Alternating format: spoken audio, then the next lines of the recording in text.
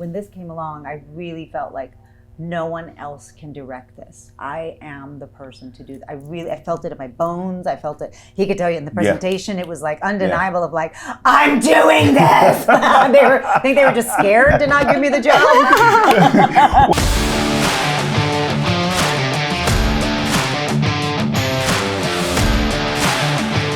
I didn't come to the story. The story came to me, in a way that I did not expect. The script was around because DeVon had been developing it. He loved the story of Richard Montanez. I was just blown away by the inspiring, complex, beautiful journey that Richard had been on in his life, and then just happened to be in relation with the #1 snack in the world as we know it. And so I was like, wow.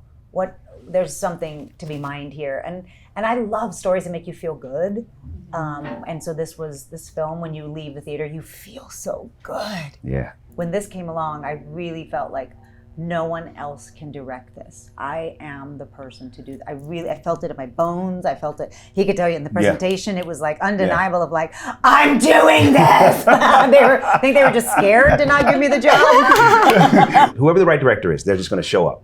And she comes in, that first meeting, had a binder with the script. Yes. Every page was dog-eared. I'm like, oh man, But I said, it's cool, I'm glad she has a vision. This is great. And it was very apparent that she was the director, very clearly, and not only just because of her visual style, but like she has a master's in Chicano studies. And so she brought that to, how she approached the material, and everything that we needed, she embodied. So I was like, all right, you're our director. And Searchlight was like, but she hasn't directed a movie. It's like, she's the director. The real Richard Montanez is very funny. He's very witty, he's very charming.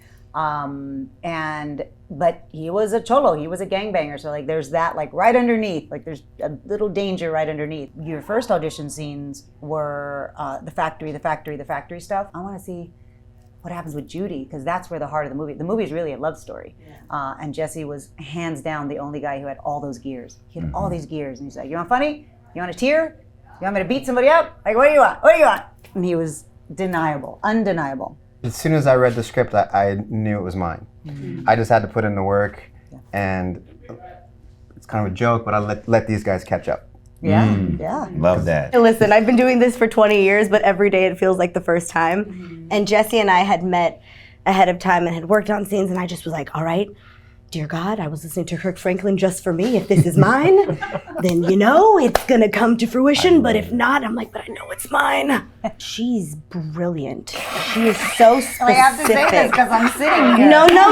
I called you last week and I gave you your flowers, and I will give them flowers every day. We have to. What's the point of doing this work while we're here? We should always give each other flowers. I was so nervous, and every step of the way, she was like, you got this. Play here, or no, I need this moment specifically because it transfers into the next. It was flawless, and because of that, I feel like I did some of my best work I've ever done, and I saw Jesse shine, and just it was a dream come true. We don't get these roles every day. These roles that you have so much meat on the bone, to play different period pieces, to play somebody, but your interpretation of it, like that doesn't come along every day.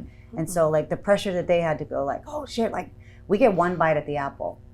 And we all kind of knew that, and we were like, all right, she had something to prove, Jesse had something to prove, I had something to prove, my DP had something to prove.